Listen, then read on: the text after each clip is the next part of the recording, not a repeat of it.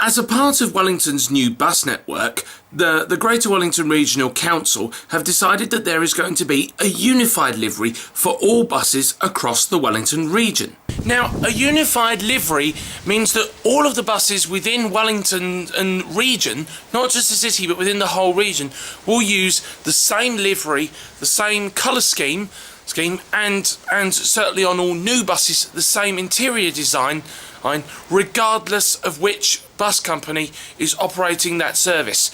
So they'll all be Metlink branded, and they'll even all have Metlink uniforms, and all new and refurbished buses will even have a specially designed Metlink interior scheme. Now, I'm not opposed to the idea of a unified livery. It's been repeatedly shown to work in cities like London with our red TfL buses, in Singapore, though they're currently phasing in the SG bus livery.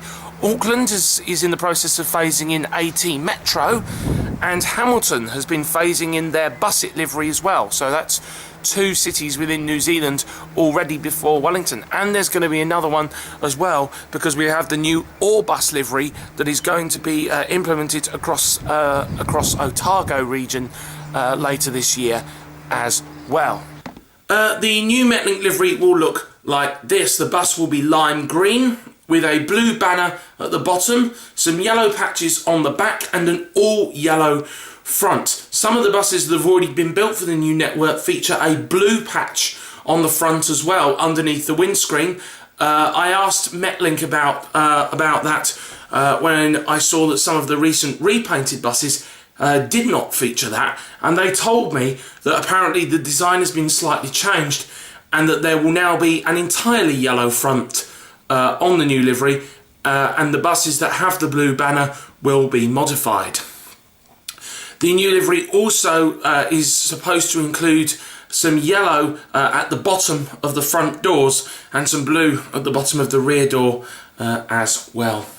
There's also a standard interior design as well, which features yellow handrails and blue seat covers, the same as those featured on the Wellington trains. However, there will be some green seats near the front low floor section of the bus. Those will be the priority seats that you have to give up if a wheelchair comes on, or if an elderly person needs to sit there. And again, the same as what we have on the trains. Now, only new buses are required to have the new interior, and also buses that either have not been refurbished or are due to be refurbished will be required to have the interior changed for the new livery requirements. However, buses that have only recently been refurbished, or vehicles that are just simply too new to warrant a refurbishment yet, they won't need to be refurbished just yet. That will come sometime in the future. Certainly the new livery isn't the most popular livery design that there has ever been. People have referred to it as the Vomitron or Snotlink, Metlink Snot, Vomit Green, which is ridiculous because everybody knows that snot and vomit are not that colour in reality. That's just in cartoons. But I don't really have a problem with the colour scheme itself. I think it looks okay. Another common complaint has been the use of that yellow front, because it just doesn't look right against the green and the blue of the rest of the livery. The way that it's just been sort of slapped on there, where everything else is green and blue, it just doesn't quite look right. But I don't really have a problem with that either. I mean, it's got some yellow on the back of the bus, and I think that actually balances it out. So I don't really have a problem with the use of the yellow for that. But there is something to do with that yellow front that I do have a problem with. The problem that I have with it is this, okay? The reason Metlink has put that yellow front on the buses in the first place is because they want to do something about the alarming statistics that Wellington has involving pedestrians being hit by buses, and also near misses. And the near misses are what we should be worried about, because they generally go unrecorded a lot of the time, unless they're really serious and they cause an accident. I certainly agree that we should do something about this. In the last couple of months alone, I've seen at least three incidents involving pedestrians on the road. road, and two of them involved buses. I had a woman step out onto the road, crossing the road right in front of a parked bus, and because she was crossing the road right in front of a bus, the parked up bus was blocking her view of the road next to the bus. So she couldn't see the fact that there was another bus coming down the road next to it. I ended up yelling out, "Stop!" But I think she saw the bus anyway, and she did stop. Just a few days later, there was another incident.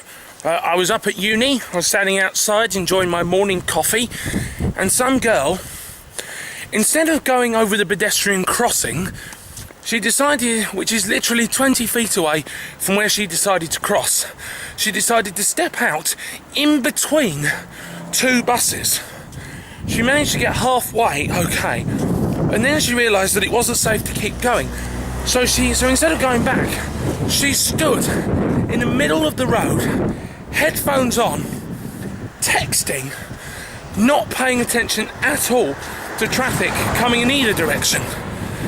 And the real icing on the cake is this: by the time she was able to cross the road, the pedestrian crossing traffic lights had changed. So not only did she not gain any time at all, some of the people who used the pedestrian crossing made it to the other side of the road before she did.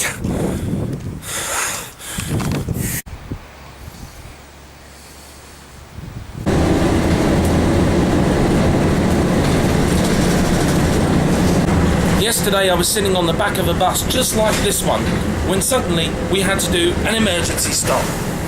A pedestrian who was talking on his phone had stepped out to cross the road without looking. I and all of the other passengers sitting and standing on the bus were flung forward. I ended up getting flung forward so hard I was sitting on the middle of the back seat. My upper left arm got slammed into the seat in front of me, and it really, really hurt. So here's the problem, okay? If you start repainting the fronts of buses yellow and start actively advertising that it's to reduce the number of incidents, that sends a message to the public, and it's not a good message. The message it sends to the public is, yep, don't worry, all of these incidents of pedestrians being hit by buses, it's entirely the bus's fault, so we're going to do something about that by painting the front of the buses yellow, because the problem is that pedestrians can't see our buses, so we need to make our buses more visible by putting a yellow high visibility jacket on the front. Yeah, no. This plan, it isn't going to work, because in all of the near misses that I've seen in just the last couple of months have been not because the pedestrian couldn't see the bus coming, but because they weren't looking for the bus coming in the first place. These incidents happen because pedestrians cross the road in really dangerous places where they can't see the traffic that's coming ahead, or because they are busy texting or talking on the phone. They're just simply not paying attention. They're just stepping out. It's not the buses or the bus drivers that are at fault here. It's the pedestrians. It's the pedestrians that are being willfully neglectful of their own safety. And unfortunately, there's not a lot that we can really do about that legally, seeing as technically it's not illegal to cross the road in particular places in this country. You can generally cross the road wherever you like, so long as it's safe. If somebody were to cause an accident, then maybe, you could be prosecuted, but for just crossing, not so much. I think the issue here is really pretty clear. If you want to stop people being hit by buses, then you need to start a public campaign to have better awareness, talk to kids in schools, put billboards up, make radio ads, do all that. Because it's the people that need to change, not the buses. And if you're going to tell people that painting the front of the buses yellow is going to be the solution to our problem, then people are going to assume that they're not doing anything wrong, and they're not going to change their behaviour. So the solution is, I'd like to say that the solution is don't paint the front of our buses yellow, but it's too late for that. The solution, Metlink, is to start up a campaign that will better educate people to cross the road safely. Stop putting false ideas into people's heads by telling them that they've done nothing wrong when in fact they have, and stop putting the pressure on the buses and the bus drivers, who by the way are already stressed out because a lot of them are going to be laid off later this year, so they're already stressed out. They don't need the added pressure of getting the blame for all of these accidents when it is clearly not their fault.